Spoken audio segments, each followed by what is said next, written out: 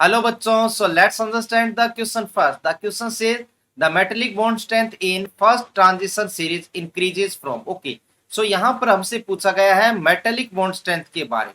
ठीक है, metallic bond strength. तो देखिए मेटेलिक बॉन्ड स्ट्रेंथ डिपेंड करती है किस पर? वैलेंस सेल इलेक्ट्रॉन पर. किस पर? Valence shell electron. और ध्यान रहे ये वैलेंस सेल के अनपेड इलेक्ट्रॉन पर ही डिपेंड करती है. और अब क्वेश्चन आ गया कि वैलेंस सेल कौन सी होती है डी ब्लॉक में. तो डी ब्लॉक में वैलेंस सेल होती है क्या? NS and N-1D.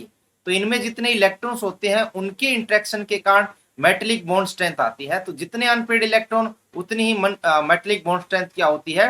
ज्यादा होती जाती. चलिए अब देखते हैं यहाँ पर इसके एलिमेंट्स कौन कौन से हैं और कैसे मेटेलिक बॉन्ड स्ट्रेंथ इंक्रीज होती है फर्स्ट ट्रांजिशन सीरीज में. तो एलिमेंट्स रहते हैं हमारे पास scandium, titanium, vanadium, chromium, manganese, ferrous, cobalt, nickel, copper and zinc.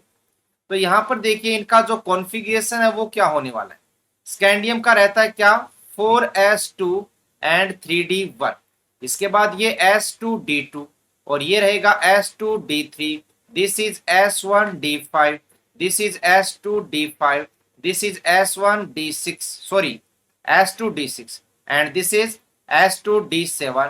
This is s2d8. This is s1d10 and this is s2d10. ठीक है, तो ये यहाँ पर इनका कॉन्फ़िगरेशन हो गया. अब देखते हैं इनमें अनपेड इलेक्ट्रॉन्स कितने मिलने वाले.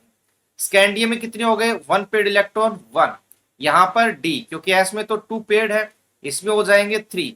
देन यहाँ पर 5 एंड 1 6. ठीक है, ध्यान दीजिएगा यहाँ पर 3 से डायरेक्ट अनपेड इलेक्ट्रॉन कितने हो रहे हैं? 6 हो रहे हैं. ठीक है, यहाँ पर है 5, यहाँ पर है 4, then 3, then 2, then 1 and then 0. So देखिए यहाँ पर जो हमारे पास अनपेड इलेक्ट्रॉन है ये स्कैंडियम से क्रोमियम तक ही बढ़ रहे हैं. क्यों?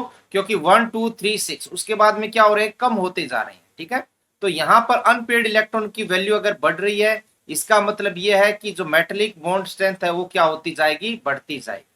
और एक मैग्नीज का खास ध्यान रखना है, मैग्नीज की स्पेशल क्रिस्टल स्ट्रक्चर होती है, इसलिए ये जो होते हैं मेटेलिक बॉन्ड स्ट्रेंथ कंपेरेटिव क्या होता है? वीक शो करता है, स्ट्रॉन्ग शो नहीं करता. तो हमारा तो answer direct scandium two chromium हो जाएगा. Okay, scandium two chromium. So the right answer of this question is option number 2, that is scandium two chromium. So hope you understand the concept well. Best of luck.